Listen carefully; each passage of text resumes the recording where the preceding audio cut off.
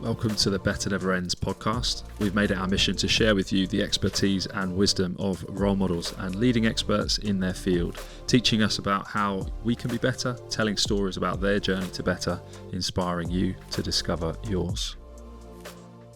Okay, before we get to the juicy stuff, we'll start with something juicier. The elephant in the room, which is my head wound right here. I'll get a bit closer. So this is an actual domestic violence wound right here. So 3 nights ago, my wife abused me at home. Okay.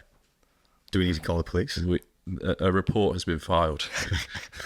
So she was trying to tidy up, and she threw my son's boot bag without looking. Here, Charlie, catch this. Take this upstairs. Sure. I was looking at my phone, which was my first mistake. Spending too much time on my phone. Let's not... Guilty. Yeah, guilty on my part. The fact that she didn't check that I was looking, maybe that's her mistake. But yeah, I think the boot bag on its own may have been okay, but it has a metal keyring on it. An Arsenal keyring. Okay. You can't blame Arsenal, right? And it's whacked me and split the skin on my forehead. For those watching the video, you can see the split. It looks pretty good. It's like... in India we have like rituals. Any ritual has like a red tilak or like a sort of like like basically before any good thing happening, you actually have like a red tilak that's put on your forehead. So there we go, guys, mate. So you're looking good. You ready for that part? I'm ready. So there's some good stuff coming in my for sure. Yeah, I'll tell my wife to worry not. There is good coming. It's positives. Yeah. So I thought we'd address that elephant in the room before we move on, but she feels extremely guilty at home. And I said, I've got a podcast today and I've still got this. She's like, no. Yeah. You tell her she's got a good arm, I'll tell you that. Like, to check her head. It's good. Yeah, well, she now knows to check, and I know not to spend too much time on my phone because these things happen. Yeah.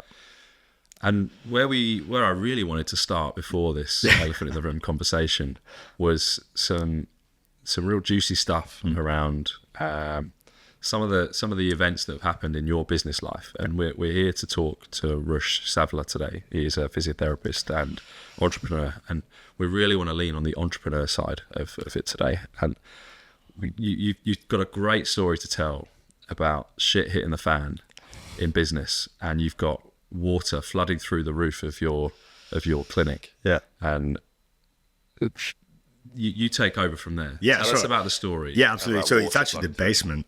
So we have we're 2 weeks away from signing a 4,000 square foot unit in Battersea. We've worked there already. We were the tenants before. The guy folded his business, and we're like, look, we'll take over this site. We're going to buy something way bigger than we can sort of handle, but we're going to go for it anyway. And 2 weeks before signing the lease, a funky smell comes through the floorboards, actually. So the flooring, and then there's the subfloor. And the building's effluent pipe, as I call it, it's just essentially a pipe that carries all the sewer, bursts underneath our floorboards. And the smell's so overpowering, I was like, nah, something's all right. Got someone to open that up. And next thing you know, it's got like that much sludge underneath covering the whole 4,000 square foot unit. Wow. Yeah. And you're like, okay. And so we're still operational, we're still in the business, we're still having to kind of this is March, and I think I remember the date, it's only like 3rd or 4th of March, and it was like, okay, what happens next? Can't operate, safety hazard, can't now sort of knowingly continue trading from here, having to pivot overnight. And I know that word's been used too many times in COVID, but I thought I'd bring that because that was literally what we had to do, pivot overnight. And this is the running room business that we're talking about. So this is one that Adrian's co-founded with Alex and myself. And the one thing that stood out for us is that we're going to be all right. And that's through the power of community. So our friends at Slevin Fitness, actually, we just picked up the phone to them and say, hey, look, this is what's happened. Can we shift over? Within 12 or 13 hours, we'd move the entire clinic across to their site, set up a temporary space, which we thought we were going to be in there for like 3 months. So we ended up being there for the next 3 years. And it worked amazing. But it was about how we had to kind of figure out on when things come at you, and literally share this fan, pardon the pun, but it's like, right, what are we going to do? So that was £1 million lease for 10 years. It was going to be state-of-the-art recovery center with plunge pools, contrast baths. It's going to be the stuff that now you're seeing, but this would have been the first of its kind in the UK. And we had hyperbaric oxygen chambers going to come through. So we had everything from recovery, from a physiotherapy, from a running performance center, essentially creating a world-class center. And must have spent like £40,000 in the whole process of the builders, the architect, all that lead up to it. And biggest mistake was that, and biggest lessons, I guess, was that we learned the hard way. We learned through spending £40,000 actually that you shouldn't be signing anything, you shouldn't be starting anything, if you haven't done due diligence on the site, and done it because, not just because you had a flood, but done it because, that's exactly the way you should be going around your business. So that's one lesson. Out of like all the lessons I've learned, I'm like, okay, cool, learn something new. Expensive, but it saved us 10 years of problematic. And where do you now see, so that's a lesson learned for that. Yeah.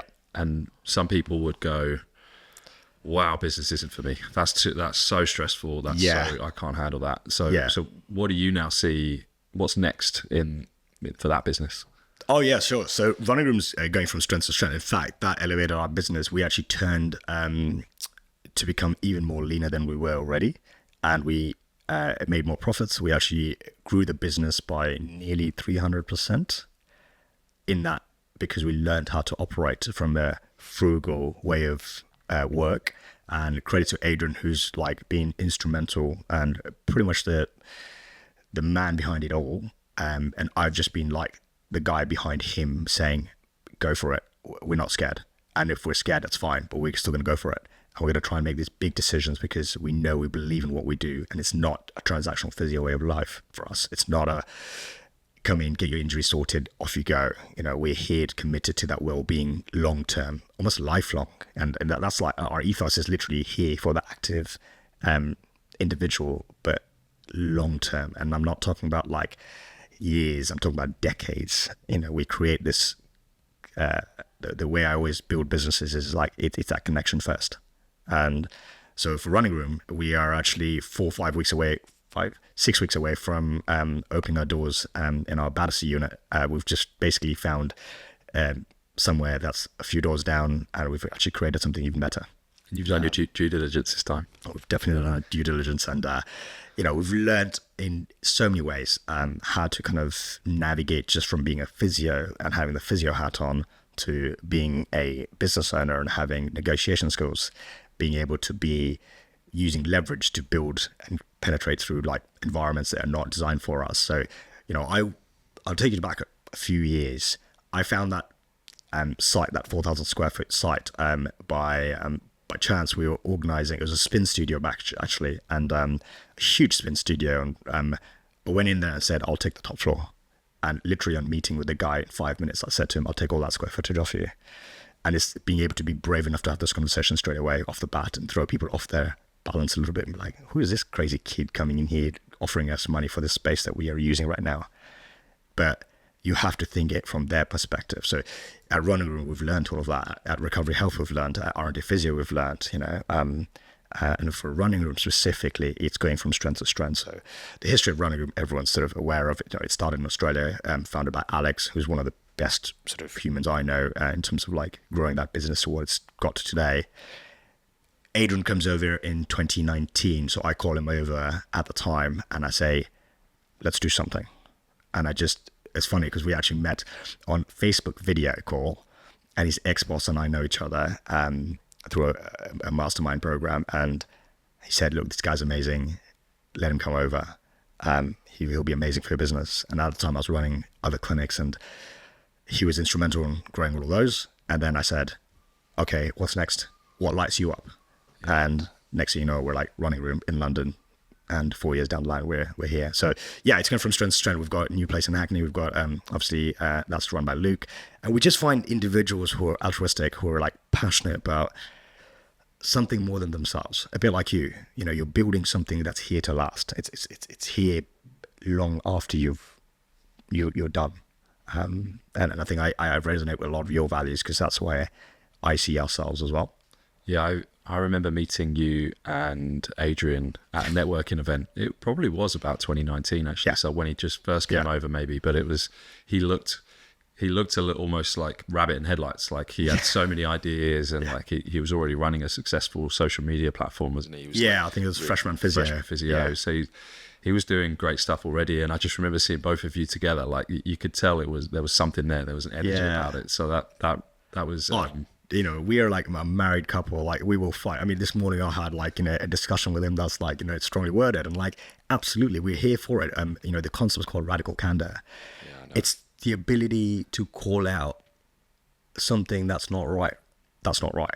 But it's like, I care for you deeply, and that's the reason why I'm doing it. It's a great book by Kim Scott. For anyone who's interested. Yeah, and it's I think sometimes it gets forgotten. The two dimensions of it get forgotten. Some people think of it as like, you just got to say what you think. Yeah. But you have to care deeply about the person. Absolutely. The relationship comes first. You said it earlier about connection. Yeah. It's about really making sure that relationship is solid before you then speak really directly and candidly. Absolutely. Absolutely. It's the same concept that we have at Recovery Health. It's the same concept we had at R&D Physio. Now, one caveat to that. I don't think Brits, and I'm obviously from Africa, and I came here when I was 14, and I think I forget that people in this country do not take well to that. I'm from this country and I'm still learning that. Yeah, exactly. And I'm not being, how do you call it, demographically sort of like, I don't know if it's a racist word, but like I've noticed these trends are like that no one is able to call out what's not okay. My mum has always said to me, like, be careful how you speak to people because not everyone can handle the direct way you speak to people. And I think that's your strength. The same. My sisters say the same. Because they're the ones that get the most direct version of me, right? But they're always like, be careful. Like you can't always say it the way you want to say it. Why? I'm just trying to help them. It's coming from a great place, right? The intentional sort of way. And my wife says it to me. She's like, you can say it. The question is, are you seeking to understand first? So that's something I learned along the way of entrepreneurship, and I think it touches down to like, when Adrian and I sort of like have a moment, we'll be like, both of us will come to, are we here to seek to understand? So here's a problem. Are we identifying ourselves as having created the problem? Are we causing friction because we're trying to hit each other's egos? Or are we here to seek to understand the problem, the solution, and then we're going to use our strengths to kind of figure it out? Yeah. And for me, that's what entrepreneurship's all about. It's ideas, it's people, it's promoting these ideas, and it's creating something that's so unique, that's palpable. Someone walks through to your clinic, has a handshake with you, has an interaction with you, they're never going to forget you. Or they'll know these guys are onto something. And that's what I want to build. And I'm building something that's here to last. So today's podcast is seeking to understand your journey as an entrepreneur, because it's exactly that. We've already landed on some really great ideas here. But let's go back to the beginning for you. I know you back at the barbershop. Gosh. So tell us about your entrepreneurial Absolutely. journey. If you are my team, they'll say to call me Uncle Bob. So for a whole year and a half, I didn't know why they would keep calling me Uncle Bob. But as soon as I figured out that was the back of barbershop stories coming out, they were like, hey, look, Uncle Bob's here. I'm going to say it because I'm very proud. And I used to sort of be ashamed of the fact that I started the back of a barbershop, but I never realized that was my absolute strength. Did some time in the NHS. Realized very quickly I was way beyond the normal physio. I was not there to do my 9 to 5s, my 8 to 4s. I was there to really be there for that community, whichever community it was. And, I've worked in all sorts of areas. And even before falling into physio, coming here as a 14-year-old immigrant with basically no family here apart from my sort of current family, my mum, my dad, and my sisters. We had to fend for ourselves. We had £4,000 in our pocket, and we had to figure out how are we going to make next month happen? How are we going to get into school? How are we going to survive? How are we going to basically put food on the table? So that sparked a deep entrepreneurial freedom chasing journey. I'll say freedom chasing because on reflection, that's exactly what it was. I would find the odd jobs. I would be starting a newsagent round, so like a newspaper round. I'm sure everyone's done one of those. And go to school, come back, stack shelves in supermarkets, do a little bit of work. Summer would come, we'd start washing cars. find any which way to sort of put food on the table and like, you know, be there to contribute to the family again. And don't get me wrong, like I saw it as fun. At the same time, I saw it as hardship in the sense that I knew that it was coming from a place of lack. So I just didn't have wealth, and I didn't have that freedom, and I didn't have that ability to, like, you know, my mates would go to the chip shop and they would all have a couple of quid or quid to be able to buy chips, and I just wouldn't have it. And if I did have it like once a month, I'd be like, oh, I'm gonna just keep that, and I'll either give it to my sisters or I'll hold on to it. So it's very much like became very altruistic. I became very much like give, and at some point that sort of return will come through. Fast forward many years, and Physio literally came about through injuries, essentially, you know, a bit of a wheelchair for a bit, you know, injuries, classic Physio story, and did the NHS circuit. And I was like, what is this? I'm here to look after people. I'm here to care for people. I'm here to care deeply, challenge directly, help them, enable them, and empower them. And these are the words that, again, on hindsight, I knew that I was doing, but it just felt normal to me. It's very much like part of my character and who I am. And the back of the barber story was literally like found a room, and I was like, I'm tired. I was due a couple of promotions in the NHS, didn't happen. Underlying sort of cards of, say, racism to an extent, and just perfect for me because that was exactly what I needed to be like. I'm making the switch. No next month paycheck, no part-time job here or there to kind of make ends meet. It's literally do or die. And so Deep, my other business partner, my ex-business partner, he was one of my best friend actually, and he and I set up R&D Physio, and this was at the back of a barbershop, and then within 6 weeks he had to go back to Kenya. So I was like, okay, lesson learnt. Figure this out. Started with one patient, one person, and knew that I've got the ability to connect. So I just put myself out there. Local golf clubs, local networking, local anything to put myself out. If you looked at the diary, if I wasn't in the clinic treating, I was out there talking to gyms, talking to community workshops, and I wasn't selling myself. I was like, what are your pain points? How can I help you guys? I had nothing. I had no like a 4,000, 5,000 client list that I could be like, oh, I'm going to bring them to you or any of that stuff. All I had was my energy. All I had was my effort. And for me, those two are my currency. You're a hustler, and that comes across really strongly. And I remember periods in my early career as well. I never had this ambition of, I don't think I had that kind of spirit of entrepreneurial drive to run a business early, but what I had was a real deep need to keep putting my energy into what I loved, which was physio. And I remember feeling like, how do I, there was bits where like, how do I earn a bit more money? There was also, how do I become the best physio I can be? Yeah. And there were bits like, I think I want to be a sports physio. So how do I make that work?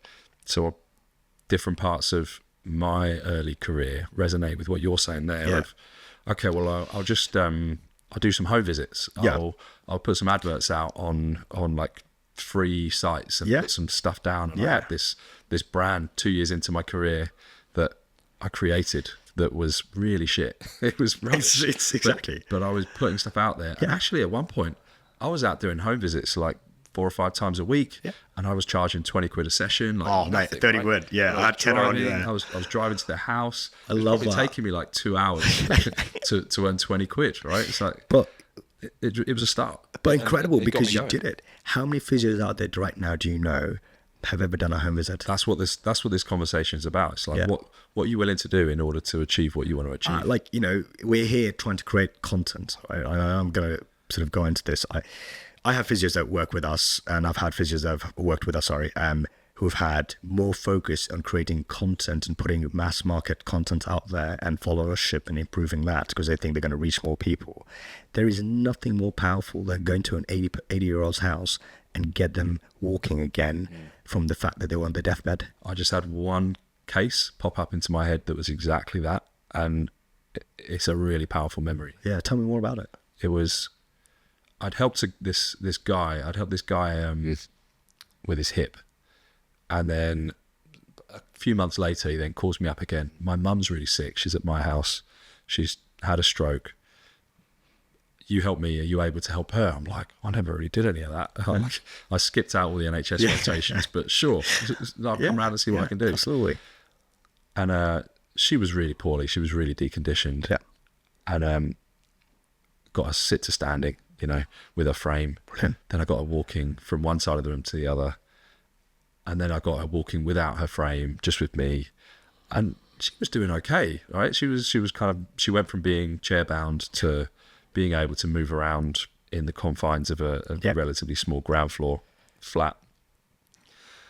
And then I found out about 6 months later she died.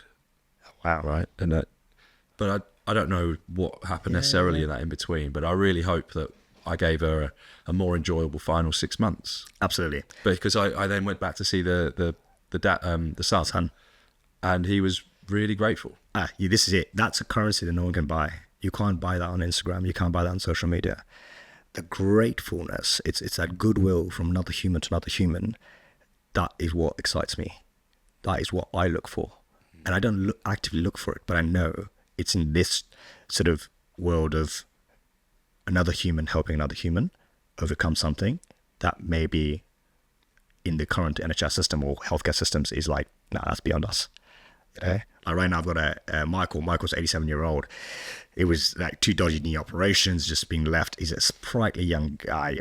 He's able to sort of, he plays at the piano at the church. He's a really very, very like a Richard Attenborough kind of character. You gravitate to him without even knowing. All the girls in the gym love him, and he's out there leg pressing. And I'm like, I get messages from him. Just on a 4-kilometer walk. I'm like, what 87-year-old do you know can just go for a 4-kilometer walk? And this is what it is. So coming back to it, it's that the R&D physio stuff at the back of the barbershop business was literally a learning platform. From there, we grew. We had team members, we had junior physios, we had senior physios, we had all sorts of problems, but we grew it from, I don't know, but we'll figure it out together. And where I started becoming a bit more of a leader was having team members that understood the mission, the vision, the purpose, the values that we are trying to bring into something. And a lot of mentoring. So my first year of business, I essentially spent around £25,000 mentoring, like learning how to be a business that stood for something through Clinic Mastery, which is based out in Australia. So I was the first UK business based essentially. And this is when they set it out in 2018, 2019. And I learned the systems, the processes. Now, don't get me wrong, I probably failed at it for a whole year. So that £25,000 again, like, did I have time to implement all those systems? No. We tried. And as we got through year on year, we learned, okay, this is how you do it, this is how you do it, this is how you do it. So overall, yeah, it's been a hell of a journey. And, and I can go further, R&D was a great learning platform where we decided we're going to bite something even more than we can chew. And we decided to set up something in London. And, I probably spent £100,000 of our money in going into a joint venture with an orthopedic group. And on paper, the deal was amazing. So the deal was 50 MRIs a month, where you're thinking, well, 10 orthopedic surgeons, MRI center, our clinics built inside it, game changer. It's going to take us to the next level. What happens? COVID. And then what happens next? Realize that actually 50 MRIs in that time was next to impossible. So it's like, how do you pivot? And you learn actually that business is not going to survive. So you learn how to exit. You learn how to have an insolvency chat. You learn how to kind of take your emotions into it and then out of it. So I've kind of gone through running businesses, owning businesses. They are sort of from the back of a barbershop into one of the best playing areas in London, which is Harley Street, into closing that business because we realized that's not for us, into building something that's better, and then realizing now we need even more of a finesse approach into doing this stuff and get really into it. But all through trial and error. 10 years. 10 years. 2015 is when I set off. So 10 years later, what does the business landscape look like for you at the moment? Tell us about where the clinics are, what you're doing. What does your week look like? So we have Recovery Health, which is essentially a bit more similar to you. What you've created has actually inspired me. So I flipped the script when I looked at you and I was like, what you did, and that conversation we had, and I was like, mate, you go for it, because I can see value on it. And it's always been my mission to kind of bring everything under one roof. But like for this one human in front of me, I'm going to create a 360-degree sort of surround this person with the best of everything. So that's what Recovery Health's about. We have clinics in North London, and we're going to be in London very soon. And then we have the running room, and that's sort of predominantly led by Adrian and Luke, and the team out there are amazing. And my role is quite interesting. If you haven't figured out by now, I have ADHD, so very neurodivergent, but I use it to my strengths. And so for anyone who's watching, who's sort of like questioning whether it's for them and it's not for them, entrepreneurial thinking is the benefits of having ADHD to a certain extent sometimes. And you have to explore that and figure it out. Coming back to what we discussed in terms of like what's going on, it's very interesting. I get to work as a physio. I get to mentor some really good humans, and I get to bring the best out of them. And I get to do something that's linked deeply into the community that I'm part of. And then I get to bring that to a global level, and I have fun with it all. And then obviously put dad life, put parent life, put, all of that stuff in there somewhere. How do you find balance? There is no balance. There is no balance. Don't let anyone kid you. Whoever's reached to the top, whoever's got to the levels that you and I are trying to play at, the work-life balance is a bit of a myth. It's the value systems. Is this aligning with the values that I hold currently? And these values will change. The mission will change. The purpose can adapt, can improve. So I ask this to a lot. So when I have therapy, I actively talk about having therapy, because that allows brains to just come out of the doing and become a human being. And it's so easy. You've been there. When you first set up, what you've done, which is incredible, you were doing everything from the website, from the onboarding, the clientele, the booking in, the payments, the invoices, the reconciliations, the chasing up of XYZ, the team member onboarding, the systems that you never knew you needed. Rush, the truth is I'm still doing most of it. Right? Yeah. So as much as we've grown and we have an infrastructure within the business, there's not much that I don't have a hand in at the moment, which I would love to have a future where we don't, and that is where we're heading. And I know that you're further ahead than me, and I've just got a few more reps, that's all. And I hate for this to be like this kind of celebratory thing, but like, the truth is hard. I'm involved in it. Yeah, I look at you and see that's where I want to be as well, like a little bit further removed from the day-to-day running and doing more of that purpose-driven stuff of like really leaning into the CEO, the visionary stuff. The influencing. You still need to know everything. You still need to know A to Z. If you do not know how your numbers work, if you do not know how so-and-so team member is lit up, how do you connect to them, the language, all of that stuff is still part of your role. But I think at the CEO level of what we're doing, we are just chewing on bigger apples, and we're saying for the stuff, let's outsource, let's use AI, let's have a team that's dedicated to do this at a level that's less expensive. Let's find someone who's actually interested in like practice managing, but has also, but I'm also looking at the P&L. I'm saying, can I afford this practice manager? Is this actually a practice manager that I need, or these tasks and roles that are going to be like, managed by a certain few team members? Because now I'm teaching them life skills. So as soon as I brought Monica, one of like the most amazing and important things you can do in a business like ours is don't go searching necessarily for your next hire as a physio. Find someone who is willing to learn and be able to adapt to roles and play at that level for a while until she's able to kind of like then change that leadership. So Monica was my GM. She was literally my, I literally call her my commander in chief, because she was able to basically run that stuff for me while I went out there and networked. I've slept in my clinics. I've literally slept overnight, so 7 days in a row in my clinic, so I can wake up the next morning, see a 5 a.m. triathlete, let him do his stuff, go and train myself, go and have a shower at the gym, come back, start treating patients. And that was back at barbershop. But what Monica allowed me to do is she allowed me to do that because she was going to take care of like the onboarding, this process, that process. That human learned alongside me. Now she works in something completely unrelated to healthcare, but those skills are for life for her. And she is at a level which excites me. She's at a big corporate and she's doing incredible things for them. And that fulfills me. As much as it was sad to see one of my best people leave, I was like so happy for them because I was like, damn right, we did this together and look at where we are.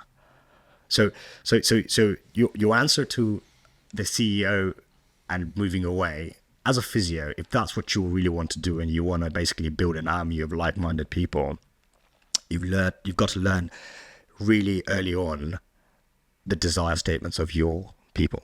What do they really want out of life? The 3 years, 5 years from now, where do they really want to see themselves? Well, I think that starts with you, and I'm saying you as in the listener, as in the watcher. Yeah. Like, what do you really want to get out of it? Because this life ain't for everyone.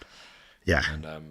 And I feel very grateful to love it, and I get a lot of energy from it. But it really is tough. And like you said earlier, there is no such thing as balance. And I'd probably fight back a little bit with that, because I think that I do strive for balance, and I don't believe that it is a fixed balance. I think it is that's what I mean. It is a constantly a bit of a sliding scale. Absolutely. That at certain times in my life, I'll spend more time with my family. At other times, I'll lean into the business really heavily. At other times, I'll think about self-development. So there's this moving. Yeah, there's constantly. I think where I probably would sit with that is, I agree. I think where my brain doesn't understand that. So I'm learning to coach myself to kind of have mini sprints in the long marathon of entrepreneurship. Yeah, when you're saying you're sleeping in your clinic 7 days a week, I'm like, my God, Rush, you need some help. Yeah. I've got a perfectly ergonomic sort of bed that sort of lines up now. I think, look, I'm not going to sit here and say I've cried. I've broken down to my partner, some of my friends, and I'm a resilient guy. I've seen a lot in life, and a lot of things don't faze me. But one of the things that when you fail as an entrepreneur, or fail quote unquote, or learn hard lessons, it really shakes you. And you do have those lessons coming around the corner, and you don't know what's coming around the corner as an entrepreneur. You never knew COVID was going to come. You never knew your team member was going to exit. You never knew the best performer that you invested 3 to 4 years worth of hard-earned energy, money, time, effort. All of that's just going to disappear within a weekend. And you've got these things, but do you work with that mindset? No. You work in a mindset that this may happen, but when it happens, I want to be able to be a bit ready for it. At the same time, I'm going to take that in.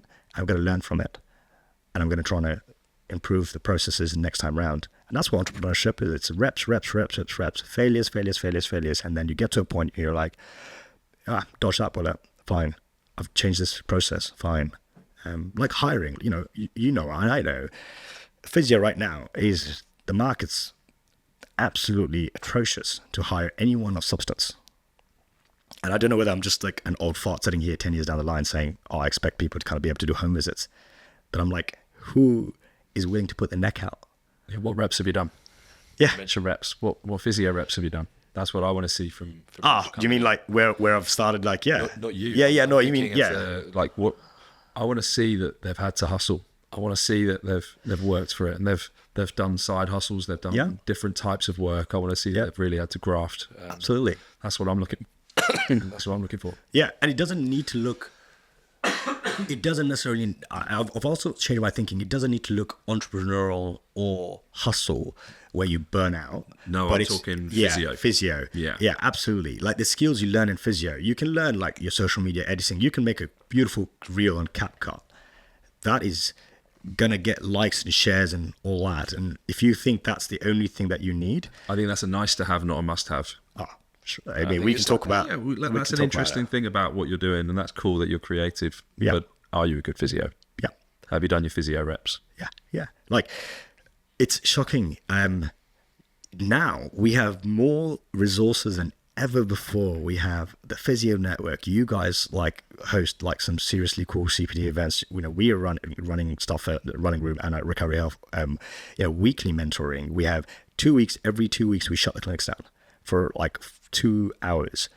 If I equated that to how much money that's on a revenue basis for the year, I couldn't care less, because for me, those are 2 hours that my team are going to upskill, they're going to learn, they're going to engage, they're going to be hungry. But what happens even in those 2 hours, there'll be people who just be like, don't see the value in this sometimes. And we're questioning, we're trying to improve our process. And for some people, they're just not engaged. And those sometimes, that's like a warning bell for me, because they don't value and respect it enough. Agreed. You mentioned earlier about the challenges of good people leaving, people you've invested a lot of time in. And I remember a year, probably about maybe 2 years in, I'm thinking, team's growing, no one's left yet, but it's coming. Oh yeah, I think like someone's going to leave at some point, and I'm going to have to deal with it. And then the one person I didn't think would leave left. Yeah, I was like, yeah, and it hit me right in the heart. And I thought I was prepared for it, because I was saying out loud, I was saying like in my mind, someone's going to leave, and I can. It's that energy. It's palpable. But I just didn't think it would be this person. Yeah. And when they did it, it just felt like such a betrayal. And even though it shouldn't have, well, I don't know, shouldn't is probably the wrong word. No, it's emotion. It was like, wow, this is like a breakup. Oh, mate, I agree with you. And I think it's good that you felt that way, because you gave a damn about that person. You gave a damn about what you guys were building. If you didn't, it would be like, cool, person's gone, no problem. Now, the problem with emotional entrepreneurship is that it fluctuates. And I think what I've started learning around emotions and entrepreneurial is like, I don't want to be a cold person that just looks at P&L sheet and just says, well, that guy's not making me profit. P&L. When you first said this, when we met years ago, I was like, Rush, what's P&L? Yeah, brilliant, exactly. I mean, I never knew what P&L was until I got this training. Tell us. And it goes back to the point, I think we discussed this, and it was like, you're equipped to become a really good physio. Yeah. No one in the world teaches you about running a business. Yeah. No one tells you about the pitfalls. No one tells you about how to prevent. And you can have the best mentors, but at the end of the day, some of these, like this feels that you had to feel, it was part of your journey. It's part of your journey now. And profit and loss, by the way. Profit and loss. But I think like you're coming back to the people going your way. It's because we probably get so busy in the doing, we forget to be there for them. And even if you're being there for them, sometimes they just want different things. You know, I've had team members that this was their first job. I'm like, yeah, I don't want to make you stay at your first job. And the other truth is, no one's going to care as deeply about what we are building apart from you. So we talk about skin in the game. Have they got skin in the game? Oh. Yeah, this was the tough bit actually, because we'd been speaking about skin in the game with this particular person. We went quite deeply on the skin in the game, and then it really felt like a just been hit by a bus from the side. Like, we're speaking about all this skin in the game, about future ownership, and all of a sudden you're leaving, you're done. It's like, woof, wow. Yeah. So it's exactly, so the lessons I learned was have that chat initially. So what I now do with any of my team members is I'll sit them down. I'll be like, these are 5 steps. You can be a clinic owner. You can be a leader in the clinic. You can just be a physio and coming and just being the best absolute physio you want to be. You can be something different. You can go and explore like a bit of different things. And we as entrepreneurs in our healthcare field, and especially in physio, now need to be flexible. We can't expect someone to come and do hours and reps and sets in the sense of like time equals money. Yeah, I fully buy into this, because most people these days don't tolerate back-to-back clinical work 5 days a week. No, I mean, and to be honest, nor should they. I did it yesterday. I did 24 patients yesterday back to back, but I'm like, I can do that because I've built the reps and sets for the engine for it. Can I do it every day? And do I expect other people to do it? That's the key. I don't expect anyone else to do it. And also today you're not, right? So you're not doing it 5 days a week. And I think that's what we should be warning people against, and creating an environment that means that they have alternative ways of working, alternative places of working, alternative ways of expressing themselves. And as long as they're bringing value, and as long as they're delivering value, and we're talking about finance, it's the word that no one likes talking about in healthcare, and especially as physios, we're so, compared to osteos, chiropractors, and sports therapists, I feel our profession's a bit, when we're in physio school, we never get taught anything about private work. Sales is a dirty word. Sales is a dirty word. Sales is not a dirty word. It's actually value driven. Yeah. Like for me, I'll never talk about money. I'll talk about leverage. I'll talk about this person trusted us to be able to carry their granddaughter for a whole day and not feel any back pain. And they made beautiful memories. Put a price on that.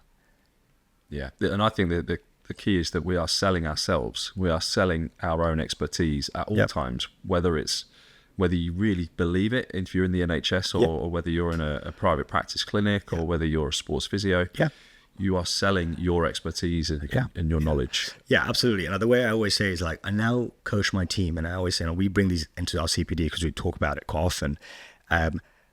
you're not selling yourself in the sense of like that you're creating something of value.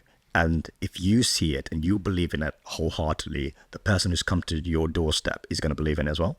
And it takes a while for these guys to kind of get around that because they're so conditioned to think 20 patients, 40, 50 patients. And don't get me wrong, from a business standpoint, you want a bit of both. You want very healthy numbers because numbers do equate into P&Ls and like a way to express. And the profit's not for necessarily just becoming rich and having a Maserati. Like if that's your thing, go for it, right? For me, it's like having more resources to be able to invest my team. Like, agree. Yeah, I can tell you the 10 years, for the first 5 years, I barely took anything. I think I was like paying myself for, even for more longer than that, I was paying myself the least amount. And I was reinvesting that back into the clinic. And without knowing whether that was going to build it or not, right or wrong, you know, that approach now, I look back and I think, yeah, profit first and pay yourself first. So that's a book. Yeah, very good book, by the way. I can never pronounce this. No, Michael. Yeah, Michael McCovey. I can never pronounce his surname, so I'm not going to do disrespect. But Profit First. Profit First. Fantastic book. A very, very valuable book. I read that whilst I was off in my ankle surgery, actually. Yeah, we've both had ankle surgeries. Talk about that. And I restructured the entire financial infrastructure of the business. But imagine you were forced to do that. Had you not had your ankle surgery, you would have not sat there, made the time to sit down and actually focus on that because you'd be doing the doing. Another, he's actually an osteopath, also a business owner, Peter Horobin. He was on our podcast a couple of years back. He recommended it, and it was on my to-do list. Oh yeah, I'll get around to it. And that was the perfect time for it. So the opportunity was there. So I restructured our business since then, and I now understand finance in a way that makes sense to me. There's pots of money and I can kind of see what's going on in a very quick and easy way. And I'm now prepared for the tax bill. You know, I've got a pot that's sitting there and ready to go. Whereas last year I was not. It was like, oh shit, I've got to find some money and move that somewhere. Yeah. And you saying about how little you paid yourself. My team know that's where I'm at right now, is that as much work as I do and as all the hours I put in, certainly per patient, I'm the least paid person of the team to some degree. So I'm still, don't get me wrong, I'm still in that sort of boat of at what point do you treat this as a business? At what point do you stop putting so much energy into it? I've had moments where I was like, sod this. I'm done with humans. I'm done with this. I'm done with this whole thing. I'm never this forever optimist at times. So there have been moments where I've had months of just dark days of like being so unauthentic, so focused on trying to just achieve X or Y and not connected to this mission and purpose and values, and burnouts. Over the last 10 years, I've probably had like 4 or 5 burnouts. Every 2 years, I can feel it coming. And, you know, talking about burnout is very important because most entrepreneurs will feel this at time to time. And it's a rite of passage in my opinion, because it teaches you about yourself. It teaches you about putting yourself first. And I still struggle to do that because in healthcare, we are always taught about this person in front of us. How do you deal with it? I felt it coming last year, and last summer, I was like, I'm so glad I've got a holiday coming. Yeah. So it's the first time where I thought I've timed my holidays this year to perfection. And I had a 2-week holiday, not amazing. 1 week holiday. That's the goal. And coming back from that feeling fully refreshed and fully energized to go again was so valuable, especially because I knew I had to work really hard for the next 3 months because I had my ankle surgery the December or the end of November. So without that, I don't know if I'd have handled the push that I had to do to essentially save for my 6 weeks off. So amazing. That was one where I'd got it right. But certainly as I was exiting my old job and I remember that phase of yours. I remember that phase. God, I had a 3-month notice period, and that it was 2 months too long for my mental health. Certainly the final month was the most stressed I've ever been in my life, and it was really tough. I have a rule, although we have it on paper. If I find a solution that's better, that's working for everyone, I'll give you an example. One of my colleagues, she's moving actually into the running room now. So she's coming from North London into running room, and she just, it's her next evolution of her career. And what I figured out is actually she wants to go surfing for a week, and she wants to take like a week off and stuff. And I was like, yeah, absolutely. And I just now need to kind of plug and play and figure out like how I'm going to change that. So for me, it's like that's entrepreneurship of keeping people happy, but at the same time making sure that the plug is properly plugged, and in terms of like, so the gap is plugged in terms of like what's going to happen there. But what if I challenged you? I said that feeling that you had 2 weeks of refreshed way of life and working, can you bring that into your everyday, into your week by week, into your day by day? I've started to curate that just in the design of my weeks. Is that I do 3 clinical days and they're not consecutive, so they're spaced out. And I think Monday, that's Wednesday, Friday. They're then at home on Thursdays. They're in London on Tuesdays, but non-clinical. So it's started to work like that. I love that. It's life by design, as I call it. Yeah, I've got a pretty. I mean, it moves around a lot because I've got 2 kids and it's tough. But I'm pretty regular with exercise as well. I can find time for that even without necessarily being super specific.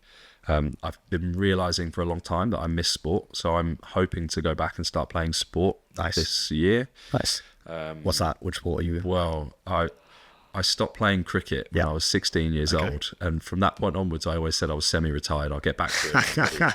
So at the ripe old age of 38, I might go back and play cricket. So no, do it. I stopped playing it because I realised that it was a sport I could play when I was old, and now I've suddenly realised I'm old. I'm probably not explosive like I was with rugby and football, and when I was younger, and now cricket feels right. So absolutely, we've just moved, and there's a cricket club walking distance away, so it feels like the stars are aligned. I'm going to brilliant. I want to see you in the whites, definitely.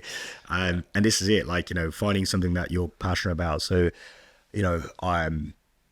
I'm guilty of that. I sometimes sacrifice my passions for the health of the business, for the durations, for the stepping in when someone's sick, for the all of this stuff. But I'm learning more and more from some of the entrepreneurs I treat, and I have some CEOs, I have some founders, I have some billionaires that I look after, and I see their lifestyle, and I think, how have they got them there? And the good thing about me is I can chat, I can talk for 45 minutes. I am asking this guy how he went from the back of a barbershop to now like being one of the best entrepreneurs in the world.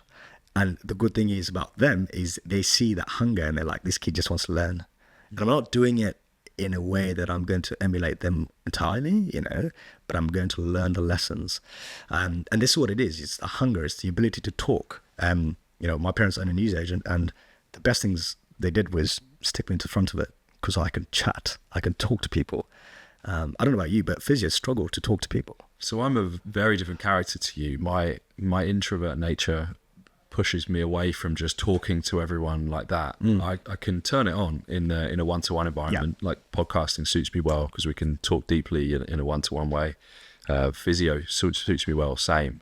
But I wouldn't just walk into a crowd and just find a person and network. That's really tough for me. That's very, very draining and really difficult. So I do it my own way. I do a lot of reading. I'm really interested in listening to podcasts about people who inspire me. I do a lot of reading on people who inspire me. So in my own way, I figure that stuff out, and I love your version. That it's just that's just exactly, and it's not your genius. This is my genius. I play into it, and I think what I've learned is that you got to find people on your team who have different varying interests. And Adrian's a bit like you. If I give him a room of 50 people, in fact, we did this at Love Trails, where it was like all the sort of people at Love Trails are business owners / people who are doing incredible things. They essentially all get chucked in a room, and he put him in there. But it was like speed dating, but speed networking. And I was like, man, I'm built for this. 2 minutes with 40 people. By the end of the day, I'm going to connect with all these humans. I'd need a week off. Yeah. And I told him right after, I was like, I think you'd have died in there. But this is it. It's like finding people who are able to pick up the strengths and the areas of lesser strengths for you. And I don't call them weaknesses. And a bit of coaching I've had on this front as well is that I spend a lot of resources and time and effort and energy to coach myself into something. Have someone who's able to kind of tell me, hey, you're amazing at these 5 different things. And I want you to push that. Because for you to do something that you're not aligned to, that doesn't create genius in you or doesn't inspire you, there's another human out there who's keen to do that, and you need to build a team that's versatile. So that's my sort of advice for a lot of times for a physio business owner is build a team that's versatile. Doing physio, and I think the profession is going to die in a different way. And I think you and I talk about coaching and coaching's been there forever, but you're taking people on journeys, and that's where a profession is going to go.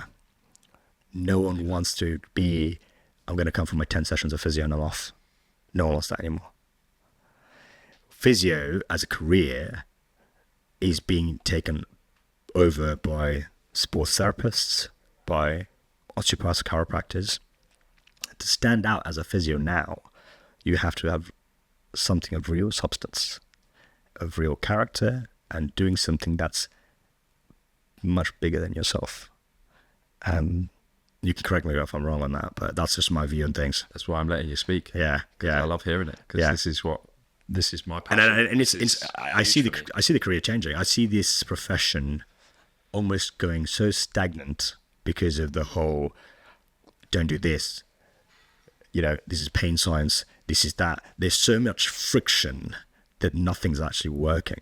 Yeah, there's too many specialists that are fighting over their specialism being the way, when actually we can just be really broad and learn from all of them. Amazing. Just apply it all. Absolutely. That's what this, like, we half shifted the podcast brand in a recent episode. Yeah. More because we realized that we want to empower the next generation of physios to be more physio coach, right? That's where it came from. The actual topics that we speak about might be a little more physio than they used to be, but the physio coach needs to know health. They need to know psychology, nutrition, sleep, because that's coaching. You need to have this broad understanding, this kind of the range of different expertise, that expert generalist concept.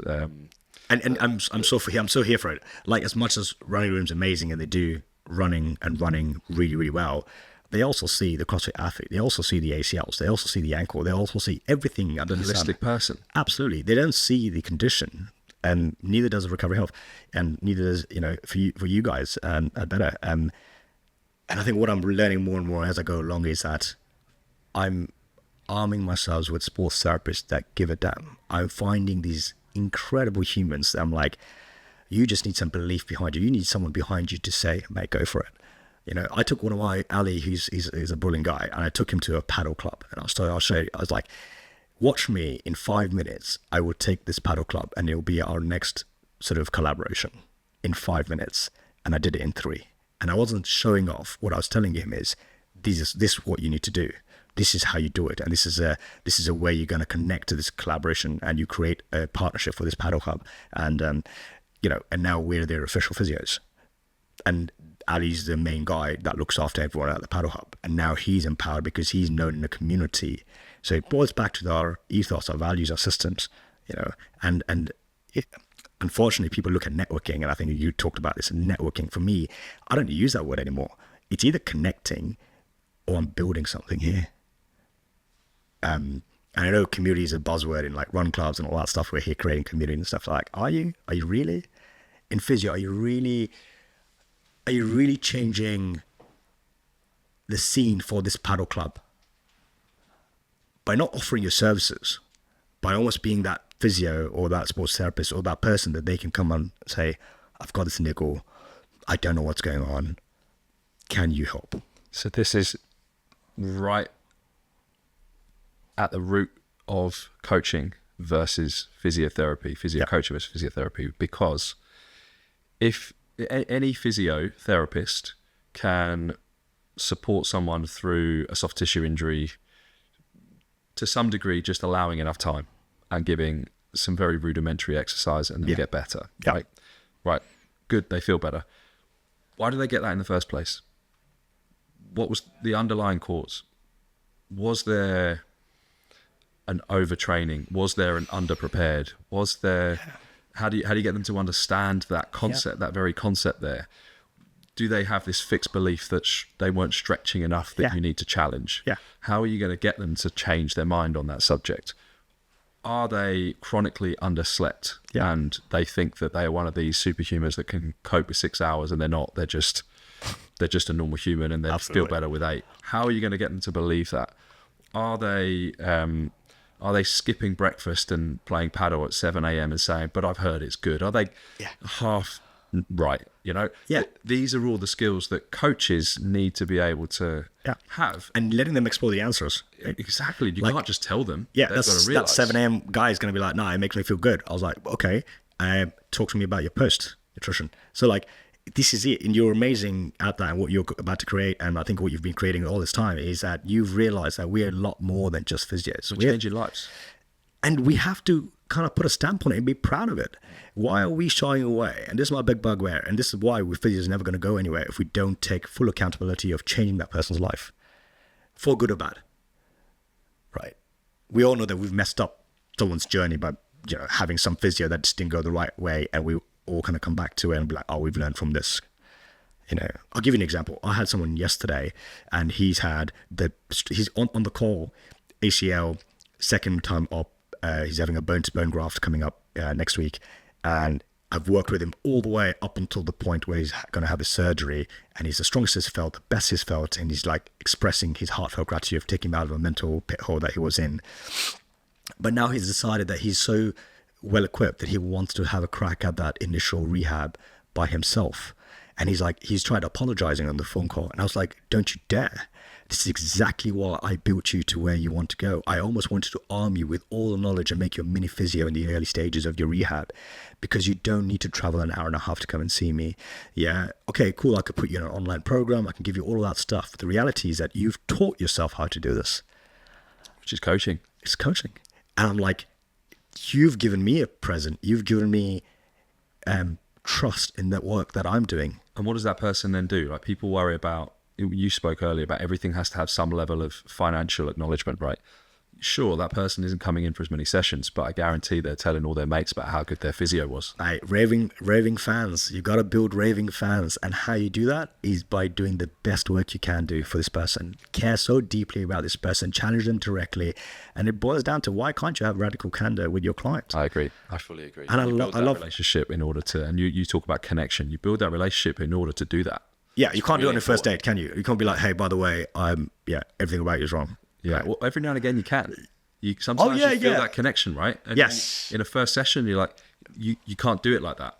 The reason you're here is because you've been doing it wrong all this time. Stuff like that, where you can occasionally do it, but that's the skill of the communication. That's understanding the vibe in the room, understanding where they've come from, but you still have. We've said earlier about seek to understand, right? The non-verbals.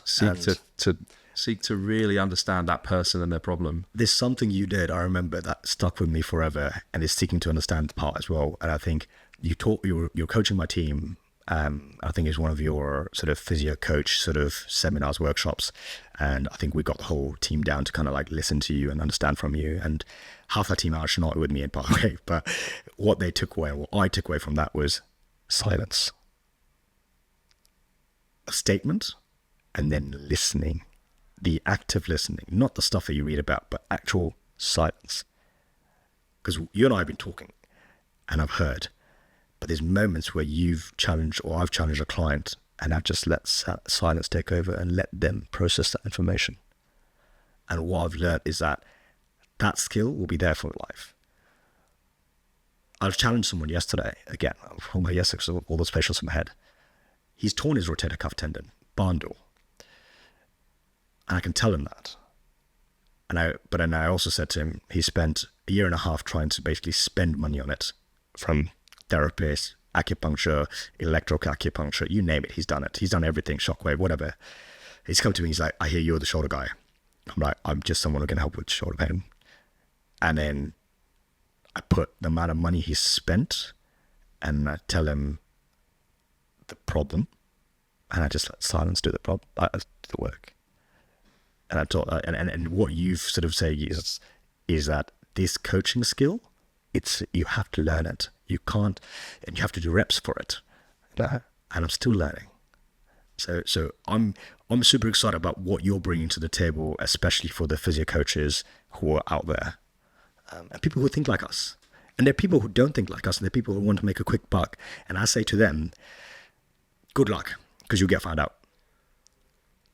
So I've started to recruit specifically against people that are financially motivated as a primary value now.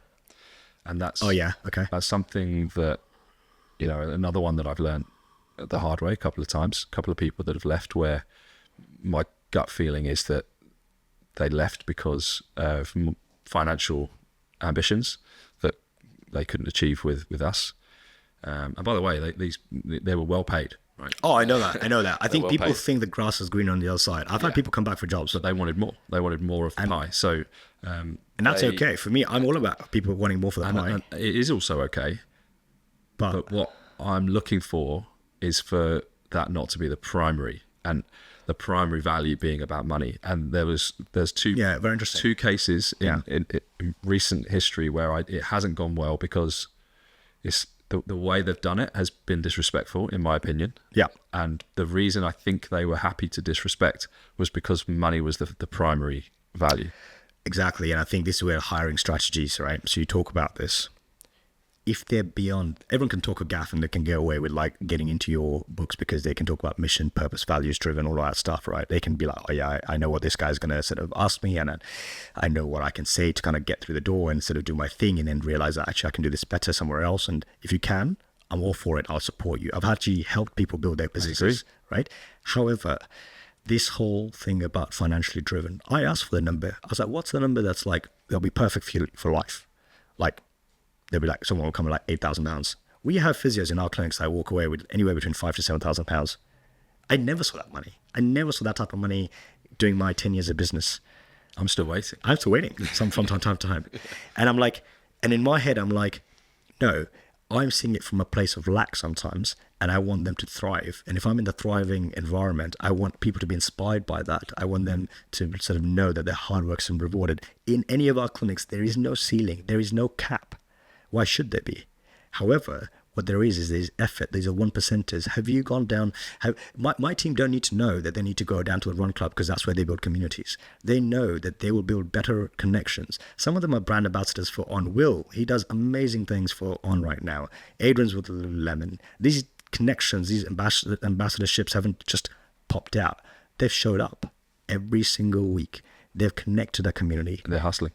And they're hustling, and they know why they're doing this, and they know that they can ask for a piece of the pie. Luke, our GM, he runs our East London clinic now. He started with us 3 years ago, two and a half years ago. Shows the quality of a great leader, is able to take on that and be able to elevate his life and our lives and the business lives all together. Have you got someone who you're hiring that's able to see the bigger picture here? And you want someone who's coming in and saying, everybody's winning if I'm winning. And if everybody's winning, I'm winning. Yeah, that's a tough bit, isn't it? You will learn. I've had physios that I've brought out of the NHS who've got like 8 to 10, 20 years experience, whatever. And realized very early on, they're not private practice ready. Let's talk about that. Actually, that's quite a nice one. I think it's being NHS physio in your eyes for X amount of years, does that equate to anything for you? I was lucky. I dodged that. Of course, yes. So when I was first, just a quick fast track of like my starting point. Yeah, that'd be good. I finished uni and immediately needed a job, but there was no jobs on the NHS 2010. So I started work on a building site as a labourer for 7 months just to earn money because incredible. We weren't a wealthy family. I had 5 years worth of university debt. I needed to work immediately. So I worked for my friend's dad on a building site for 7 months. In this time, applying for all the jobs, no jobs out there. And then I got offered 2 at the same time. It was either a bank NHS job over in Chelsea and Westminster. Yep. And I was East London / Essex. So I was quite a long way away. It would have been a 3-hour round trip commute. Or I work on the Dagenham engine plant for Ford, or it's for IPRS. In the occupational health physio setting, but in a factory basically. Okay, yeah. And that was 10-minute drive away. I thought, that's cool. That's interesting to me. It's working in a different environment than I'd have imagined. As much as the NHS rotations we were told that they were important. Yeah. I'm not going to be a neurophysio. I'm not a spiritual physio. I'm either going to be in sports or I'm going to be in clinic. Yeah. Early on. I'll just cut out the middleman and I'll just go straight in. It looks interesting enough to me and it's 10 minutes away from where I live and I need to start physio now.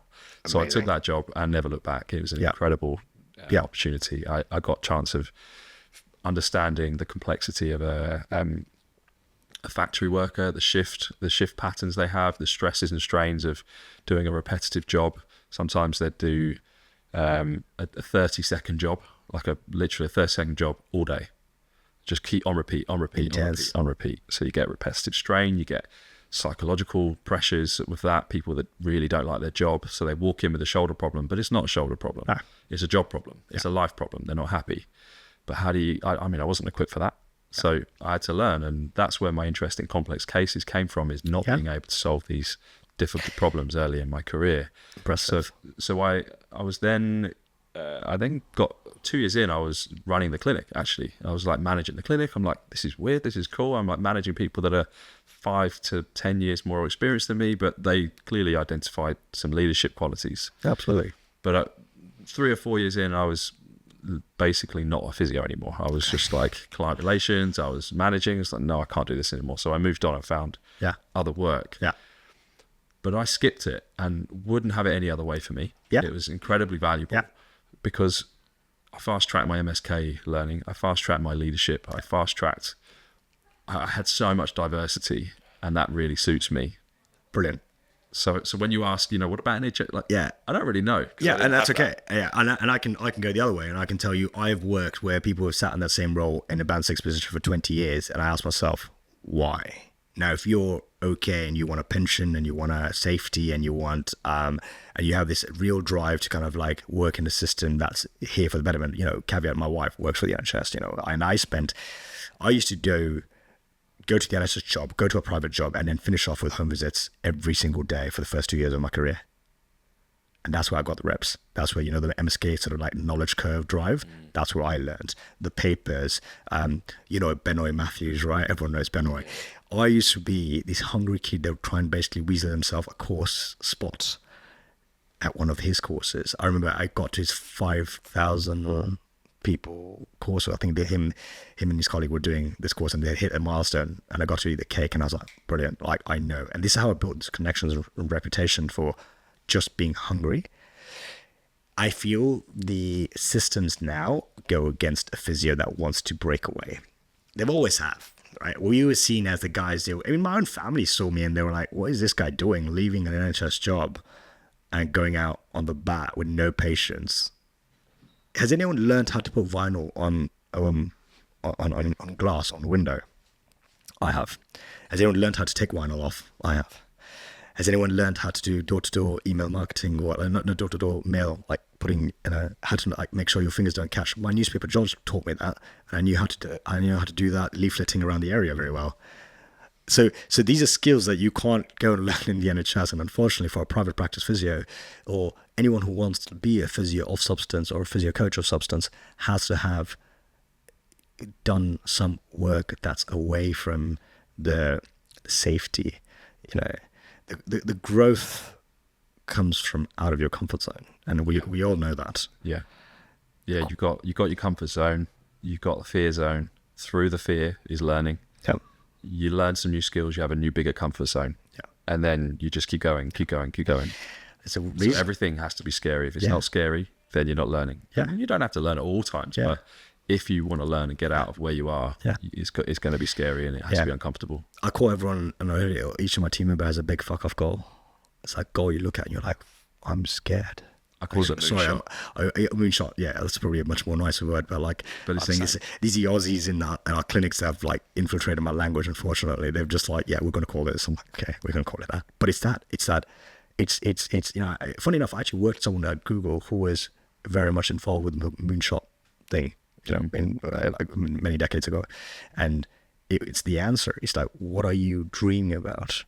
And I'll be open. My dream, I want to build something that's at a global reach, that's able to impact lives at a levels, but have individuals like yourselves or people like us who get this and who want to play at a large level, and they want to also be nomadic in their traveling and their lifestyle, and they want to be able to kind of like be like, okay, look, you know what, I want to explore that part of the world, but look, I'm not worried about a job because there's a clinic that's aligned to us or that has similar value systems, and I'm just going to go and plug myself there for a few years and then I'm going to move around.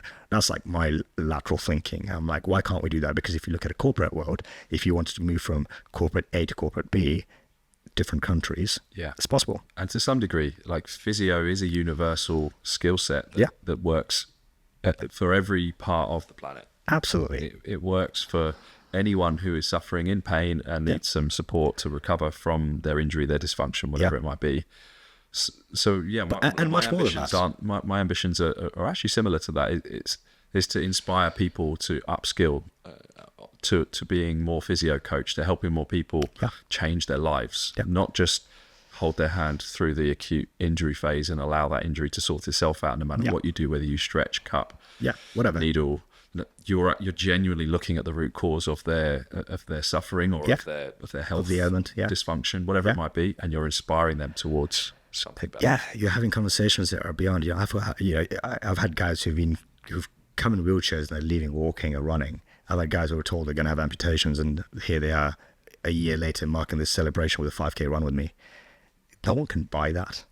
Yeah. So I think coming round, I think the physio career is a beautiful journey.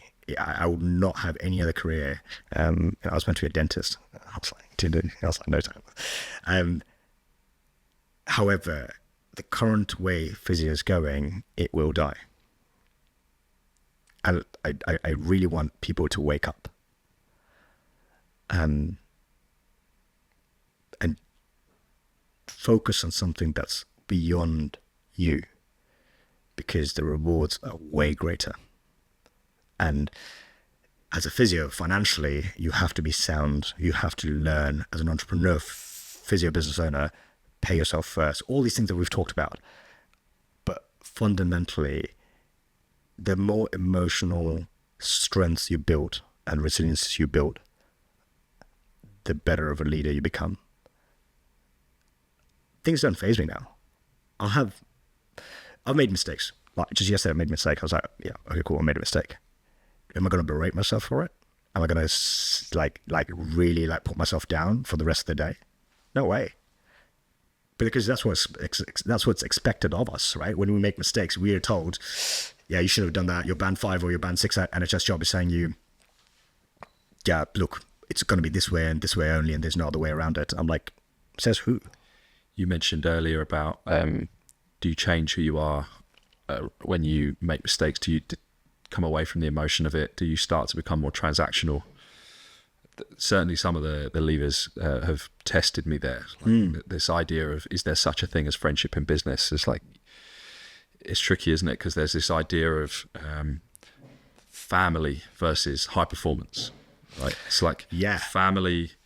This family idea is that you're not necessarily candid. You protect people's feelings. You're trying to do the right thing by them. But the high performance team is that you're looking for the best performance for the team overall, and that might mean that you have to say difficult things to people. It might mean that you have to sacrifice certain parts of yourself. You still can be very, you still almost elements of the family, right? Connection. You still have to connect with those people in order to get the best performance. Yeah. But you have to sometimes let go of some of the emotions and some of the difficult parts. So this is where I really struggled with a couple of the levers. Really did hurt. Yeah. And I was tested. Do I carry on leading with my heart on my sleeve, and can I still find elements of friendship within the business? I came away from it thinking, no, this is who I am. Like, I have to keep leaning into who I am and and leading with. You will burn through teams until you find that team that it's exactly on the same wavelength. I think I might have said this to you when you first said, so the people in your circle right now, 2 years, 3 years, 4 years, you'll find probably you've done through 2 or 3 evolutions in that team. And that's okay, because you're refining, you're sharpening the tool. You're essentially bringing the best version of better, because you've got now the individuals that are the perfect recipe at Running Room, at Recovery Health. That's exactly what we do. And we're constantly refining. I love that, because you talk about high performance and you've talked about the family feel. And I think we've just found that sweet spot. Don't get me wrong. We have errors on all sides. We have direct conversations. We have all that, but it's because we still believe that there's a space for that. And the business world wants to tell you that there should be no emotion in business. People buy from people. People don't buy from a business. Yeah, we learned this stuff too. You have to keep that feel, that emotion within what you do. There has to be a personal touch. And I guess we're we may or may not get a chance to talk about AI so much. But that's why for the foreseeable future, there is still a role for physio coaches because we connect with people with genuine emotion. I'll tell you what my business is doing with AI. We use Heidi for note taking, and we use AI for billing now. We use a company that basically bills for AI for some of the insurance work that we do for some of the clinics. We have VAs that we outsource to for some of that billing, calls, processes, and stuff like that. So the mundane stuff, the day-to-day, can be run by, instead of needing like a team of 5, now it's run by software. And then you have, I'm exploring sort of the options of using WhatsApp AI to sort of do away with some of those conversations of like booking in, booking off. We spend more time on WhatsApp than anything else at the moment in terms of that communication. So why shouldn't we be in that space trying to get someone's attention when they need to rebook or recancel, all of that stuff? So that's there, it's already happening. So why don't we lean into it? But when it comes to having this conversation, that people to people, person to person, that therapist to client conversation, nothing can AI that. It's not artificial intelligence anymore on that front. What's needed is human connection. I correct me if I'm wrong, but I think you've got similar views on that as well. Yeah, I feel the same way, and I don't worry about our future. I mean, I don't worry, full stop, really. I'm not a worrying type, but I'm intrigued by where it will take us, and I think we have to be careful to move with it and use it where we can. Where it makes sense. Heidi was a game changer. It really frees me up to connect with the person more. I don't have to write my notes. I can eye contact properly. It's been the best game changer, and I've been using it for definitely a year and a half now. In fact, I was one of the early adopters for it, and I've fed back to them and I've said, it would be great if you gotta have this kind of function. Next thing you know, they've sort of some of them are working on a function that's already there. I find if you don't change and evolve as a physio coach, or don't upskill yourself, you will be left behind. That's where technology will come and take over you. Yeah, I just think it's that constant learning, right? It's just constantly evolving and learning and being aware of what's going on in your field. Yeah. If you've got that ongoing curiosity, then you'll be safe. That's it. And that curiosity with actions. It's good to be curious, but if you don't take action on anything in life, really, you're going to be that stagnant. You're going to be like, I knew about it, but I didn't do anything about it. What's exciting me now, though, and I know I've painted a bit of a bleak picture in terms of what the physio career is, but what's exciting me now is how people like you and me who are in entrepreneurial seats are seeing the world at a larger scale, and we're seeing these problems. 20 years ago, if you opened a clinic, you'd be thinking about serving the 5-mile radius around you. Now, I had a video consult with someone in Bali yesterday morning at 6:45. Cool. Right. That's the power of technology, and that's where you've got to embrace and harness. But how is this person trusting me? The reality is that he found out from somewhere else, that this guy's a great physio. And not just a great physio, he gives a damn about you. There's also something that we embraced a few years ago of working really hard to collect reviews. I don't do anything these days without checking the reviews. I don't go on holiday. I don't go to restaurants. I don't watch films. I don't read books without checking the reviews first. Yeah. And yet the physio world, for some reason, it's I don't really like getting reviews. It feels a bit weird. It feels a bit desperate. It's are you joking me? Mate, I'll follow it up. So my software does it for me now. And if it doesn't do it, I'll chase and I'll make sure my team are doing it. I tried the software version, but I don't believe you get as good uptake. No. If I ask people directly and say, hey, I really appreciate if you'd leave me a review, it really helps us. If that's okay. So the coaching I give, it's the coaching. It's the coaching. Connection. It's why I say to my sales, my team, I'm like, hey, what about if you lead with hey, I'd love to help more people who've had similar injuries to you. That's what I say. This is a perfect place for me to grow my clinic. I've just started in this location. I don't know that many people, but your review probably could make a difference for me. That's not hard to say. Because they want to help you, because of the human connection. You've already helped them. You've done the hardest part of the whole transaction. I don't want to use that word, but the whole journey, which is help them. Now, all you're asking them to do is just knock on a few doors and just share that you are around. If someone needs you. And the best place to put it is a Google review or wherever you keep your reviews. I think what the trouble is also is I used to be a guy that used to believe in that I've got to basically let my work do the talking. I've got to be basically this humble guy that lets my work do the rounds. I don't believe that anymore. I feel like we now need to harness the power of storytelling. I need to tell Michael's story. At 87-year-old, he's walking 4 kilometers. I want someone else to tap into Michael. I'm like, I could be like Michael. I do it all the time now. Yeah, I tell my patients when it's like, I used your case as an example, and I was trying to convince someone else to take a similar journey to you, because you really inspired me, and I really think you'll inspire them. Yeah. I use that storytelling. Imagine it's your values, inspiring, empowering. It's your values, it's my values, and I'm super excited. And I think where we go with this, from entrepreneurial physios, physio coaches, is there's the evolution, and we've got to basically be with it. We've got to be within that sort of greater good. And for me, collaboration. I think we physios are so. Oh, can't get an osteopath. Can't refer to a chiropractor. Can't refer to another healthcare professional, because I think I'm being. My ego is coming in the way, or like I feel like I've let this person down. Why? Yeah, I think we are more similar than we are different anyway these days across professions. It's the way we're taught is a bit different, but the access to information being so universal is that we end up being much more similar anyway. Yeah. And if there's a problem you can't solve, then how powerful is it to say to that person, I don't know if I can figure this out, but I know someone who can. Yeah. Yeah, right? That person will be eternally grateful for you, rather than you stringing them along for another 3 months. Yeah, or like a few more sessions. Then they'll start to feel it. They'll feel this murkiness of like, a few quid in your pocket. Yeah, I'm still coming here. Like, this doesn't feel right. They're just taking my money. Yeah, I always say, are you giving them clarity? Are you giving them conviction that you are the person that they need to be with to get them over the line? And more importantly, are you giving them the confidence to continue life? And if people can understand these frameworks, it's incredible.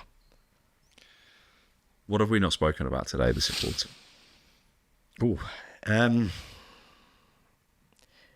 I think we touched into it, but mental well-being as a business owner, it's a lonely road. It's a very lonely road.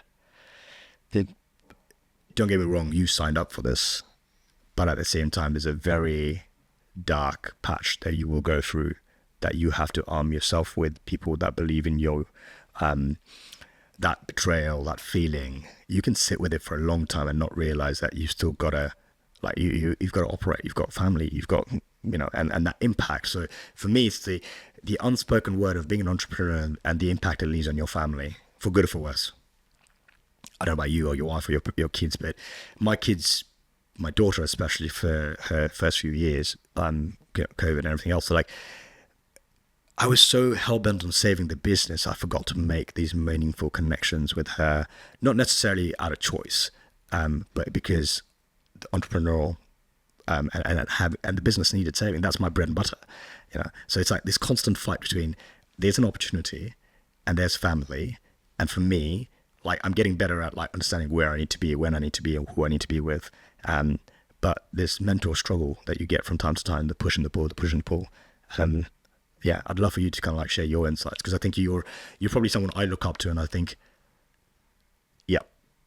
and I think one of your previous, I think he's actually your team member, he talks about boundaries, and that podcast got me hooked, actually. The Simon Cabot, I think you're referring to. Yeah, he speaks very clearly about that. He's someone I look up to from that perspective, actually. He's very, very clear on his boundaries and what he's willing to do and what he's not. Unbelievably hardworking and super smart, one of the best physios I've worked with, but really clear on his boundaries. That's which is great, which is what it should be. My reflections would take me to working in sport, which has been a huge part of my life, and sport is so important to me. But there came a point where I realized that working in sport and running a business no longer worked anymore. And as much as I enjoyed the times when I was away with sport, I would still get that buzz when we were competing in a final, in a world final. Like, how exciting is that? How cool is that? Yeah. The other side of the world, and I'm, representing my country as a physio. That's cool. but I would find that in the downtime, I was picking up work admin. And then when I wasn't doing work admin, I was stressing about things I wasn't doing. I was writing to-do lists 3 pages long and be like, right, I'll get that done tomorrow. And this pressure and this anxiety was building. And I'm not someone that gets anxious, but I could just feel it. Yeah. Because I wasn't looking after myself. There wasn't enough time where I wasn't working. I was on too much. Yeah. And I can be on a lot. Like I found I can be on a lot, but I also know that I need to be off. I need time when I'm recovering. Yeah. And that just wasn't happening. Whereas before I would be in sport, downtime, I'd be chilling. Yeah. So I was on annual leave. So my out of office was on. Yeah. So I was just chilling and just enjoying life. Yeah. And then I'd be on again and it would be great. So there was a time when I realized that no longer worked for me. And that was a difficult identity barrier actually to go, I'm not a sports physio anymore. I'm a business owner. Yeah. And that's my primary focus, because if I'm a sports physio and a business owner, I'm not a parent. Because the parent thing, what's the thing that gets lost? I'm not spending enough time at home. My weekends are away, and I'm just the ships that pass in the night, and those ships end up being my kids. Yeah, and my partner too. She works in A&E, so she does different shifts at night. And in different times of the day. So it's like all of a sudden we'll be like, and credit where credit is due. I think you need such a stable, safe space to come back to that values your hard work, because the world might not care, but the people at home definitely care about you. And I think I've learned that recently a lot more. So I would say to any entrepreneur, the people that really are there to support you are not your followers and not anyone else. It's actually the people that are sitting at home waiting for you to come so they can warm up your dinner, and they can basically be there to kind of just put an arm around you and just say, you're okay. So yeah, I'm here for it. And I love the identity shifts that you talk about. It's such a big space, because fail or lose or fail or win or whatever it is, and the learnings doesn't make you a bad person just because you've given up or you've stopped a business, or you've kind of realized that I'm going to evolve this business, I'm going to change tact, I'm going to navigate the ship in a different direction. It's making you who you are. Yeah, I was able to move away from it in the end really confidently and full of pride about I love that time with the FA. It was when I really think about my values there anyway, and I was really aware of it. It's like I've always moved because I've stopped learning, and that was really what happened. Like I wasn't learning as a sports physio anymore. I was enjoying it. There was a bit of buzz about it, but I wasn't learning. I would turn up, do my job. It was very straightforward to some degree. I thought actually someone else deserves that opportunity now. So I'm not learning anymore. I've got to find more time to focus on what's important to me now, because my identity is shifting to a business owner. Yeah. So it's the right time to move on. I was able to leave on a really good note for me, and with pride, and that's a very positive part of my life. Incredible. What about you? What would you like to wrap this anything we haven't touched base on? I think what we haven't covered here is this idea of scaling what we do. Ooh. Because scaling is a very business word that... Yeah. How about we change it to amplify? Okay. Amplify what you do. Because what I've become very comfortable, and this goes back to my values around learning again, right?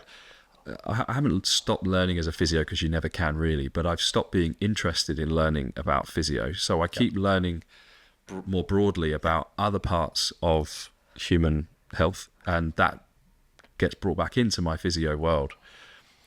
But then what I've become increasingly interested in is business, actually. And that's what the scaling, amplifying my business is about, is that I feel like I can then amplify my knowledge into my team, into my business, and therefore they can then apply that into their worlds. And, but there is then a need to be very specific about how you structure a business to create that. Yeah, you need to have a roadmap, and you need to have a blueprint. And it's great, because I'm on the similar path to you on that front, where I'm like, how do I amplify this? How do I take it to the largest of rooms and the largest of communities, because I know they need it the most. My work goes back to Kenya. We have sort of charity projects that we run over there. We have physios that we mentor. We have we're trying to level up, because I have this burning desire to showcase that there is a better way. and like better never ends as well. So, you know, your what you guys believe in. And for me, what I'm finding that this blueprint exists within business models. However, the blurred lines become when you are then transitioning to the P&Ls. So when the 3 sites become the 5 sites, the 5 sites become the 10 sites. Let's just call clinic locations, right? And then the 10 sites then gets an offer saying, well, we can value your business at X, Y, and Z, and here's how you're going to set it off. I've had multiple offers from leading physio clinics saying, I want to buy you out. I'm like, why? What am I going to do with that money? Because this is what I'm built for. So scaling for me looks at how do you find humans that believe in what you and I believe in, and who are willing to take a chance and also realize that there's a bigger piece of pie if I kind of focus on this. And I can have this mentoring, the support, and actually build another version of what you're doing here, here, here, here. And then we start going globally. Andrew, our physio, is in Australia. He's an ACL physio. He's one of the best ACL guys out there right now. I use his skill set. But at some point I can think, why can't I build something there? What's stopping me? And then, do I believe in it? And do they believe in it? And if they believe in it, I believe in it. That's all we need, belief.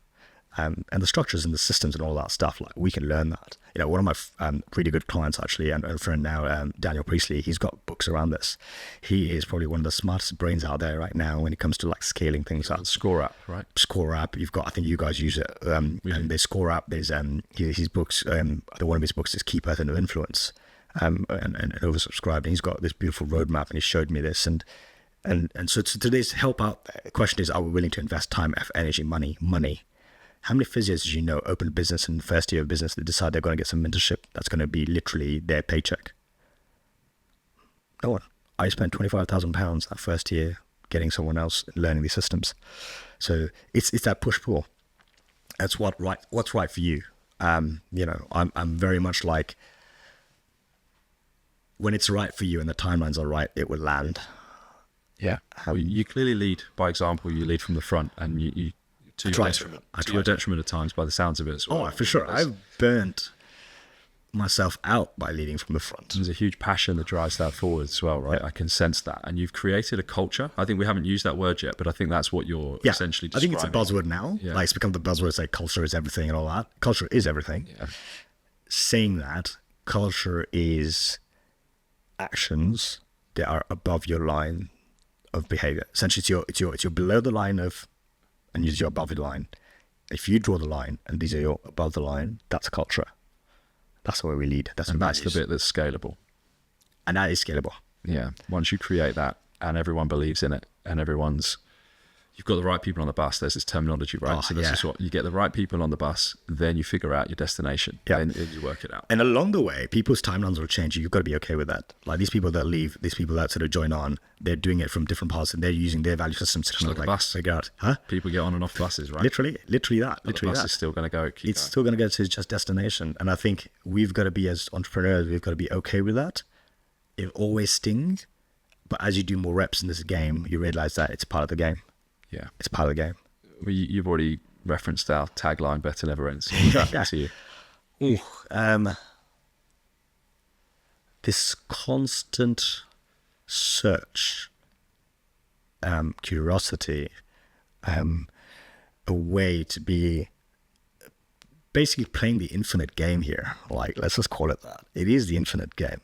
Better will never end. And, you know, I'm learning more and more that people want this, but they need someone to help them get there. And then they get into that thinking, they get into that mindset. All of a sudden, they become a champion of better never ends, right? And then they become the advocate for better never ends. Their family, their ripple effect into their communities. Their kids become kids who want to be better. You know, and I think for me, that's literally where it's at. And I think you've the way you've written it, it's there. It's for the long run. And for me, I'm super proud of what you've created. I'm so grateful that you didn't listen to everyone else who probably told you to shut it down. And here you are, to doing this. That's incredible. I appreciate it. I struggle with this part when you start saying nice things, but I appreciate it. No, it's all right. But how does someone find you, Rush? Rush.physio on Instagram is great. Finding me just through social channels is always easier. But also, if they want to come and just hang out, grab a coffee, the price of a coffee is negligible to having these conversations. And I come from a place of abundance, and I want anyone who's listening out there, if they want to strike a conversation, if they're scared to ask something to anyone else, but they feel confident enough to ask me, get my insights for whatever they're worth, ask away. He means it, by the way, because I took him up on the offer and he really meant it. So if there are people who really want to speak to him, he's a great guy, because it gets a little bit to, we're bigging each other up here. But this is where this conversation came from, is because you gave me the time many years ago and gave me some reassurance about, you keep following your path. And I kept thinking, what's this agenda?